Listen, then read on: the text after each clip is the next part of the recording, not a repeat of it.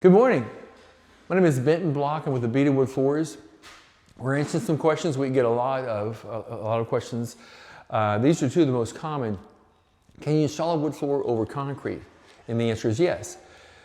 The way the National Wood Flooring Association recommends you to do that is put down a vapor barrier, which is tar and plastic, and then on top of that, plywood. So we'll lay out plywood and drill and pin the plywood to the slab, and then nail down our 3/4 inch solid flooring, if it's oak or hickory or Brazilian cherry or pine, whatever it is. So you have an elevation of about 1 3/8 inches. Now what we can do there is where it marries an adjacent surface, which might be carpet or tile or stone or something else, some other hard surface. I've had some elevation with that tile, maybe 1/2 inch, or the carpet with a carpeted pad, it might be 3/4 inch or 1 inch. So the floor is actually 1 3/8 inch over concrete slab, plus the carpet. So I'll use a reducer threshold there. It's kind of molded, it's rounded a little bit, and it slopes down from the top of the elevation of the wood floor, not above, but it slopes down then to the adjacent floor, whatever it is, stone, tile, brick, carpet, whatever it happens to be.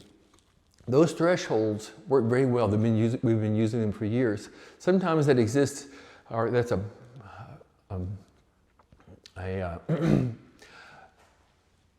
not a real problem, but just a concern for the homeowner when they think about those transitions. We'll have to step over it. Yeah, you get used to it. For instance, most houses have thresholds at the front door or the side door. You step over that without any difficulty. So usually we'll put this in, always happens, we put it in place, we install it, the job is finished, they'll walk across it, step back and forth across it. So what do you think about the threshold? And the homeowner invariably says, oh, it's fine, I thought it was gonna be worse than that. So they accept that. Now the other question was, can you install over ceramic tile? No, the tile has to come up. It's not sound enough, because when you try to drill and pin it, it cracks.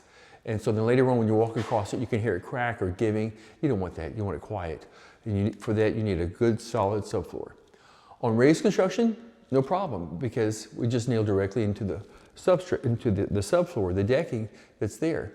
If you have raised construction, you have concrete and you have carpet, tear up the carpet, boom, you've got plywood, you nail on top of it.